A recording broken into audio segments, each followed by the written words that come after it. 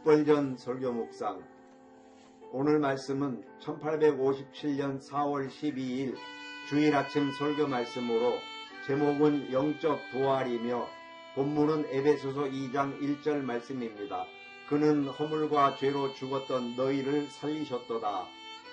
저는 오늘 에베소서 2장 1절의 말씀을 통해 허물과 죄로 죽었던 우리를 살리신 영적 부활에 대해 말씀드리고자 합니다.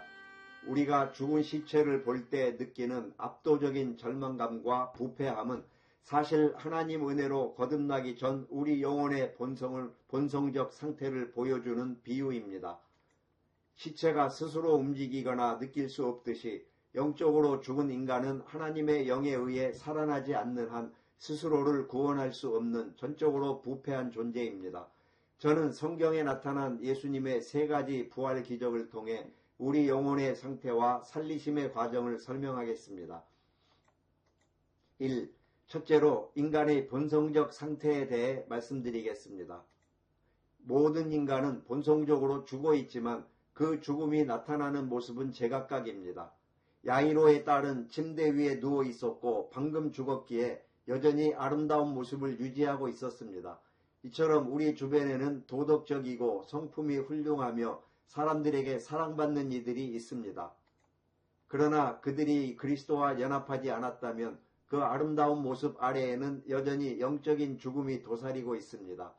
나인성 과부의 아들은 들것에 실려 성 밖으로 나가고 있었으며 이미 부패의 징조가 나타나고 있었습니다.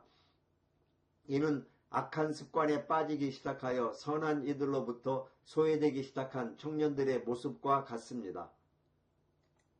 마지막으로 나사로는 무덤 속에서 나흘이나 지나 냄새가 나고 완전히 부패했습니다.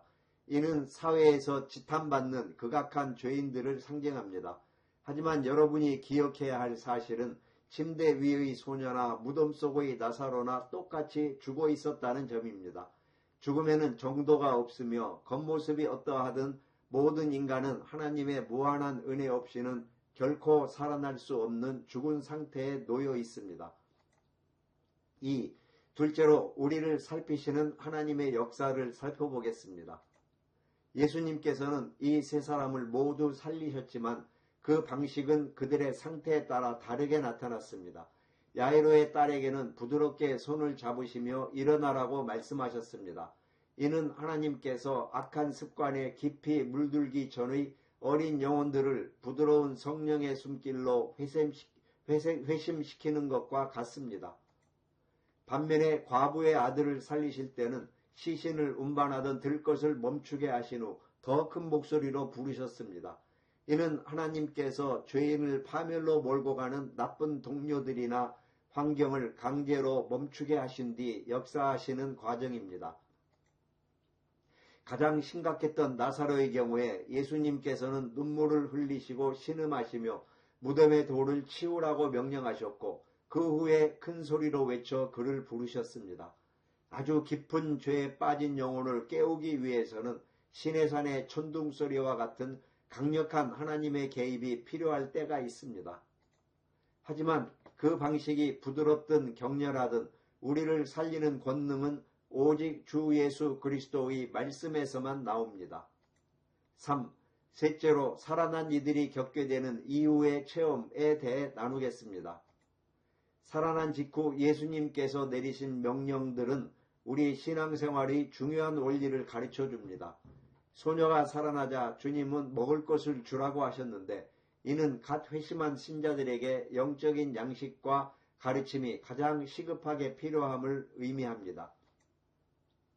과부의 아들은 다시 어머니에게 돌려보내졌습니다. 이는 은혜가 죄로 인해 깨어졌던 인간적인 유대를 회복시키며 신자를 교회의 공동체 속으로 인도하여 선한 영향력을 주고받게 함을 보여줍니다. 마지막으로 나사로에게는 그를 묶고 있는 배를 풀어주어 다니게 하라고 하셨습니다. 오랜 세월 깊은 죄의 습관에 젖어 있던 사람은 영적으로 살아난 뒤에도 평생에 걸쳐 옛 습관의 수위를 하나씩 벗어던지는 치열한 투쟁을 계속해야 합니다. 사랑하는 여러분, 여러분은 과연 영적으로 살아나셨습니까? 여러분이 아무리 선해 보이든 혹은 아무리 절망적인 죄인이든 그리스도 없이는 모두가 죽은 자임을 기억하십시오. 그러나 낙심하지 마십시오.